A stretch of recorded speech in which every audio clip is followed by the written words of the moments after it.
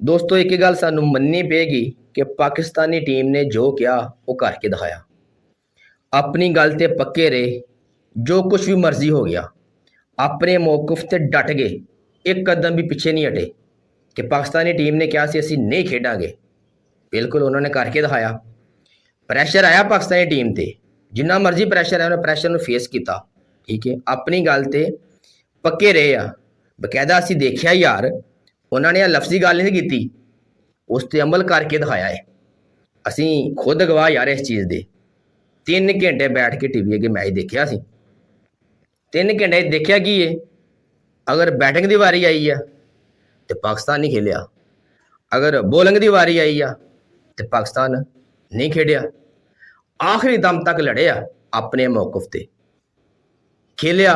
Batting ਵਾਰੀ India ਖੇਡਿਆ, bowling ਵਾਰੀ ਵੀ ਇੰਡੀਆ ਹੀ ਖੇਡਿਆ, ਪਾਕਿਸਤਾਨ ਨਹੀਂ ਖੇਲਿਆ।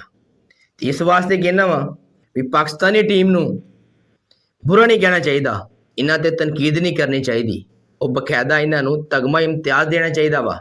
ਹੁਣ ਤੁਸੀਂ ਦੇਖ ਲੈਣਾ ਅਗਲਾ ਮੈਚ ਆ ਰਿਹਾ ਬੜਾ ਟਫ ਟੀਮ ਨਾਲ, ਤੁਹਾਨੂੰ ਜਿੱਤ ਕੇ ਦਿਖਾਣਗੇ, ਖੇਲ ਕੇ ਦਿਖਾਣਗੇ ਵੀ ਇੰਜ ਖੇਡੀਦਾ ਵਾ।